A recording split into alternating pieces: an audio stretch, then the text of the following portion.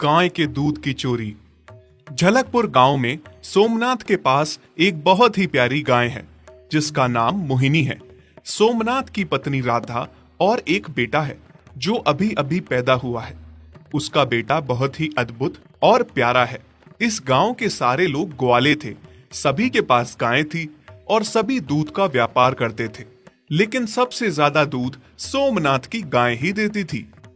देखिए जी, हमारी मोहिनी ने आज कितना दूध दिया है। बड़ा ही गर्व महसूस होता है हमें मोहिनी पे। तुम सही कहती हो जी, तभी तो सारे गांव वाले जलते हैं हम पे और हमारी मोहिनी पर। वहीं दूसरी ओर जंगल में एक बड़ा ही आलसी सांप रहता था जिसका नाम तोला था। उसके आलस से उसकी पत्नी भी बहुत परेशान थी। दुखी हो गई हूँ मैं तुमसे और तुम्हारे आलस से।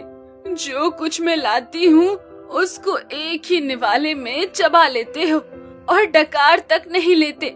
आखिर कब तक मैं ही तुम्हें पालती रहूंगी। उफ, तुम सुन भी रहे हो या फिर सो ही रहे हो? हाँ हाँ, सुन रहा हूँ। अब तुम क्या चाहती हो?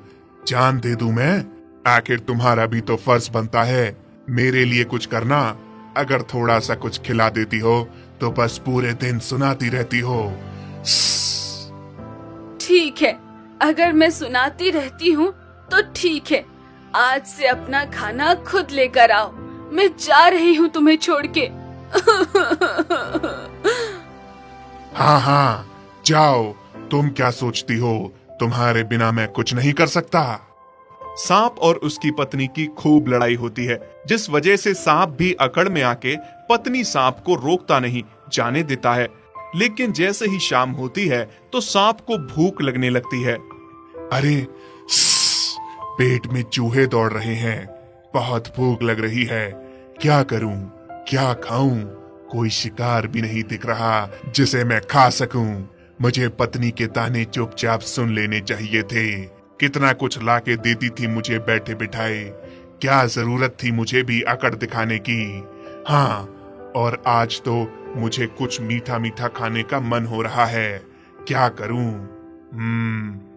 हाँ, ऐसा करता हूँ, जंगल से बाहर निकल के गांव की ओर जाता हूँ। शायद वहां कुछ खाने को मिल जाए।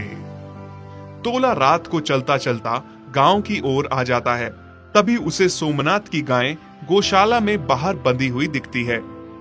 अरे वाह, गाय और उसका दूध। आज मेरा मीठा खाने का भी बहुत मन हो रहा है। अब गाय का मीठा मीठा दूध पीऊंगा। तोला चुपके से रात के अंधेरे में आके मोहिनी का दूध पीने लगता है। ये देखकर मोहिनी बहुत घबरा जाती है। हे भगवान, सांप मेरा दूध पी रहा है। अगर मैं जरा सी भी हिली तो जान से जाऊंगी। हे गाय, चुपचाप दूध पिला। अगर हिलने की कोशिश की ना तो तुम्हें काट दूंगा। और मेरा जहर इतना खतरनाक है कि एक पल नहीं लगेगा तुम्हें मरने में। मोहिनी डर के मारे थर थर कांपने लगती है और बस रोए जाती है। आहा, गाय का मीठा मीठा दूध पी के बहुत मजा आ गया। सुन गाय, जो भी तुम्हारा नाम है, मुझे तुम्हारा दूध बहुत मीठा लगा। अब मैं रोज तुम्हारा दूध पीने आऊंगा। अगर तुमने ये बात किसी को भी बताई तो तुम जानती हो ना क्या होगा। हाँ हाँ, समझ गई। मैं किसी को कुछ भी नहीं बताऊंगी। शाबाश। दूध पी के तोला वहां से चला जाता है। फिर अगली सुबह, लड्डू के बाबा, आप लड्डू के साथ खेलते ही रहेंगे। आज मोहिनी से दूध नहीं लेना। जब तक आप बछड़े को पकड़ेंगे नहीं, मैं दूध कैसे निकालूंगी? और लड्डू को भी भूख लगी है। आपको भी तो दूध लेकर जाना है ना? हाँ हाँ भाग्यवान, मैं सब जानता हूँ। जैसे ही राधा और सोमनाथ मोहिनी से दूध लेने जाते हैं, वो देखते हैं मोहिनी दूध ही नहीं देती। हाय मोहिनी, क्या हुआ? तू दूध क्यों नहीं दे रही है आज? कहीं तेरे बछड़े ने तो नहीं पी लिया आज दूध? तुम देखती नहीं हो, बछड़ा बंधा है, वो कैसे दूध पी सकता है? हो सकता है आज उसका मन ना हो दूध देने का, या फिर उसकी तबीयत ठीक ना हो। सही कह रहे हो जी आप शायद। मोहिनी सब जानती थी, पर सांप की धमकी से वो कुछ कह नहीं पाई, बस डरी सहमी सी खड़ी थी। तोला रात को फिर से मोहिनी का मीठा दूध पीने आता है। ये सांप तो फिर से आ गया है। भगवान, क्या करूं मैं? दूध के लालच में ये तो रोज आता रहेगा। क्या करूं? ओ गाय, चुपचाप सीधी खड़ी रहे, मुझे दूध पीने दे। सांप चुपचाप मजे लेकर दूध भी पीता है। आह, मजा ही आ गया। शाबाश गाय, बस इसी तरह मुझे दूध पिलाती जा।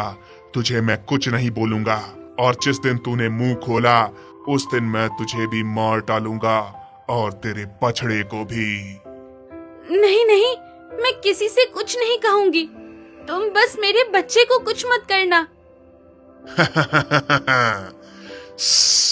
अच्छा ठीक है, मैं कुछ नहीं करूंगा। अब मैं चलता हूँ, कल फिर आऊंगा। अगली सुबह राधा और सोमनाथ मोहिनी का फिर से दूध निकालने आते हैं, और मोहिनी से दूध ही नहीं आता। ये देखकर दोनों बहुत परेशान हो जाते हैं।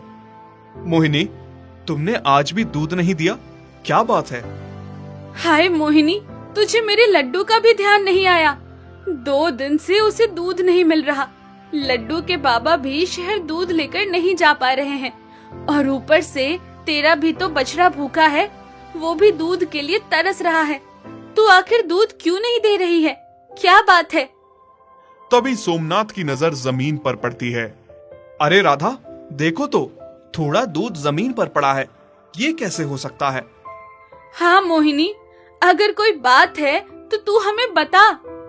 लेकिन मोहिनी चुपचाप खड़ी खड़ी सुन रही थी, पर कोई जवाब नहीं दे रही थी। उसे सांप की धमकी याद थी, इसलिए वो डर के मारे कुछ भी नहीं बोल पाई। क्या हुआ राधा, तुम सोई नहीं? नींद नहीं है क्या? किसी बात को लेकर चिंतित हो क्या? हाँ जी, मोहिनी के बारे में सोच रही हूँ। मुझे मामला कुछ और ही लग रहा है। दूध ऐसे ही गायब नहीं हो रहा, हमें इसकी जड़ तक जाना होगा। हाँ, मोहिनी भी तो चुप है, डरी सहमी सी। हमें पता लगाना होगा बात क्या है। राधा और सोमनाथ रात को गौशाला के बाहर चुपके से पहरा देते हैं। तभी थोड़ी देर में तोला दूध पीने आता है। तोला को दूध पीते देख राधा और सोमनाथ हैरान हो गए। राधा बहुत घबरा जाती है और थर थर कांपने लगती है। हे भगवान, इतना बड़ा सांप हमारी मोहिनी का दूध पी रहा था, और हमें इस बारे में भनक तक नहीं थी। अब क्या होगा जी? कैसे हम अपनी मोहिनी को इस सांप से बचाएंगे? तोला मजे से दूध पी के निकल जाता है। फिर राधा और सोमनाथ मोहिनी के पास आते हैं और मोहिनी को प्यार देने लगते हैं। मोहिनी, तुम इतने दिनों से ये सब बर्दाश्त कर रही थी और हमें पता भी ना चला। तुम घबराओ मत मोहिनी, हम सब ठीक कर देंगे। मोहिनी की आंखों से बस आंसू बह रहे थे। फिर राधा और सोमनाथ इस बारे में गांव वालों से बात करते हैं। गांव वाले उनका साथ देते हुए कहते हैं कि उन्हें सांप को पकड़ने के लिए सपेरे को बुलाना पड़ेगा, क्योंकि सांप ने मोहिनी के दूध का स्वाद चख लिया है। अब वो उसको नहीं छोड़ेगा। जल्द से जल्द सपेरे को बुलाना पड़ेगा। फिर सोमनाथ सपेरे को बुला लेता है। सोमनाथ और सपेरे के साथ साथ सारे गांव वाले छुप के रात को सांप के आने का इंतजार करते हैं। जैसे ही सांप आता है, जाके सीधा मोहिनी का दूध पीने लगता है। तभी सपेरा बीन बजाने लगता है। अरे ये क्या हो रहा है? ये बीन कौन बजा रहा है? सांप जंगल की ओर भागने लगता है, पर सपेरा भी बीन बजाता बजाता उसके पीछे चलता है। फिर एक जगह सांप बीन की आवाज से मदहोश हो जाता है और सपेरा उसको हाथ में पकड़ लेता है। छोड़ दो मुझे, माफ कर दो, मैं दोबारा यहाँ नहीं आऊंगा। आज के बाद किसी भी गाय का दूध चोरी नहीं करूंगा। माफ कर दो मुझे। फिर सपेरा सोमनाथ और गांव वालों से कहता है, बड़े दिनों से इस सांप की तलाश थी मुझे। यह बहुत ही आलसी सांप है। इसने दूसरे सांपों को भी तंग करके रखा है। अब ये किसी को तंग नहीं कर पाएगा और ना ही दूध चोरी कर पाएगा। सपेरा सांप को टोकरी में डाल के ले जाता है और फिर सोमनाथ, राधा और गांव वाले खुश होकर सपेरे का धन्यवाद करते हैं। हाँ, मुझे अंडे देने हैं, पर कोई सुरक्षित जगह ढूंढनी पड़ेगी जहाँ मेरे अंडों तक कोई भी ना पहुँच पाए। मुझे अपने अंडों और होने वाले बच्चों की खूब सुरक्षा करनी होगी। कौवा अपने अंडों के लिए सुरक्षित जगह ढूंढती है और उड़ते उड़ते बहुत दूर जंगल में एक जगह उसे एक सुरक्षित पेड़ दिखाई पड़ता है। आहा, कितनी अच्छी और शांत जगह मिली है, और ये पेड़ भी कितना सुंदर है। यहाँ मैं अच्छे से अंडे दे पाऊंगी और किसी को पता भी नहीं चलेगा। कौवा होशियार होने के साथ साथ बहुत मेहनती भी थी। वो अकेले ही बिना किसी की मदद से घोंसला बनाना शुरू कर देती है, क्योंकि उसे किसी पर भी भरोसा नहीं था।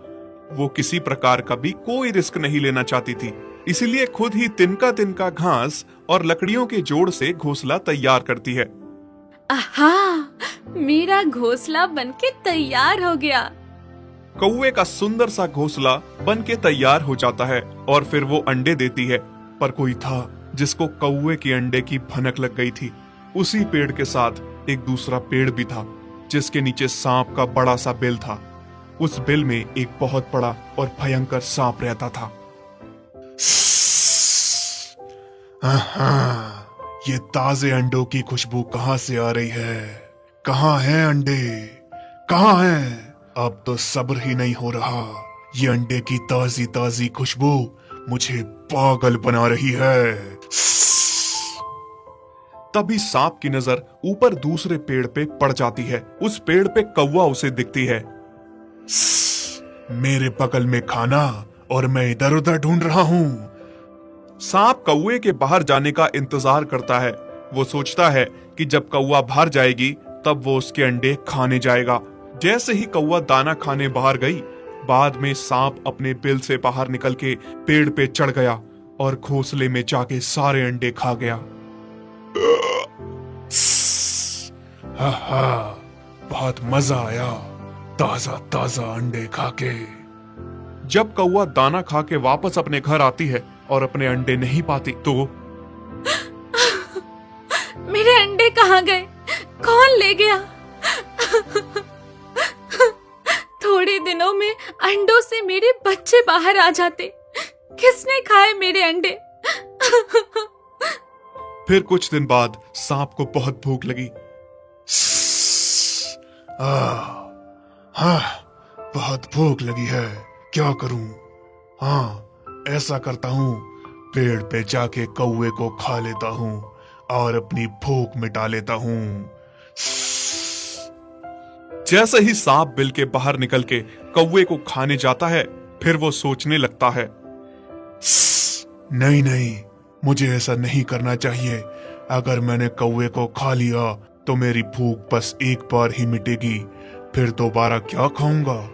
ऐसे वो अंडे देती रहेगी और मैं अंडे खाता रहूंगा और रोज रोज मुझे ताजे ताजे अंडे खाने को मिलते रहेंगे ना। ऐसा करता हूँ, थोड़ा इंतजार कर लेता हूँ। जैसे ही कौवा अंडा देगी, झट से जाके खा लूंगा।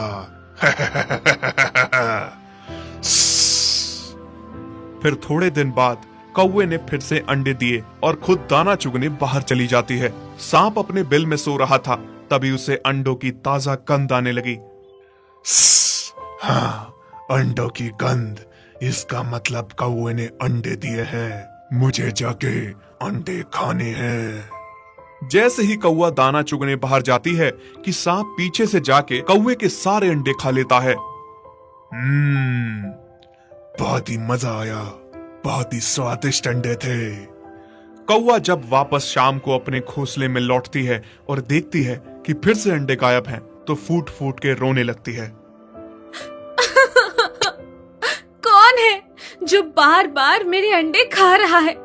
हे भगवान, मेरे साथ ऐसा कौन कर रहा है? अब मुझे पता लगाना ही होगा, ऐसा कौन कर रहा है। अगले दिन कौवे ने फिर से अंडे दिए और पता लगाने के लिए खुद छिपके देखने लगी कि आखिर कौन है जो उसके अंडे खा रहा है। अंडों की गंध सूंघते हुए सांप फिर से पेड़ पे चढ़ गया। फिर जैसे ही अंडे खाने लगा, कौवा बाहर निकली।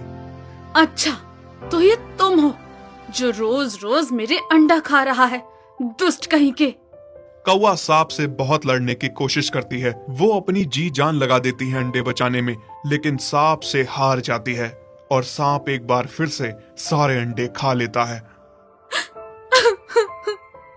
कितने निर्दयी हो, कैसे मेरे अंडे खा गए। तुम्हें तो नहीं छोड़ूंगी। पिद्दी भर कौवा मुझसे मुकाबला करेगी? तुम मान क्यों नहीं लेती कि तुम मेरा कुछ भी नहीं बिगाड़ सकती हो? कहाँ मैं इतना बलशाली, और कहाँ तू कमजोर सी कौवा। अगर मेरा बस चलता तो मैं अभी के अभी तुझे खा जाता, पर नहीं, मैं ऐसा नहीं करूंगा। अगर मैं तुझे खा गया तो जो रोज तेरे अंडे खाता हूँ वो कहाँ से खाऊंगा? चल, तेरी जान बख्श देता हूँ, पर कल मेरे लिए अच्छे अच्छे अंडे देना ताकि मैं मजे से खा सकूं। कौवा बहुत दुखी हो जाती है, रोती है और सोचती है, ऐसा क्या करूं जिससे सांप को सबक भी सिखा सकूं और अपने अंडों को भी बचा सकूं।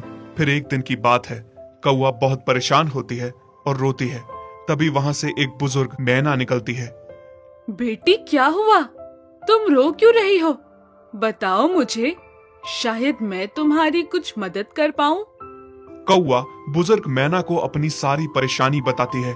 मैना उसे बताती है कि वो उसे परेशानी से बाहर निकाल सकती है और सांप को भी सबक सिखा सकती है।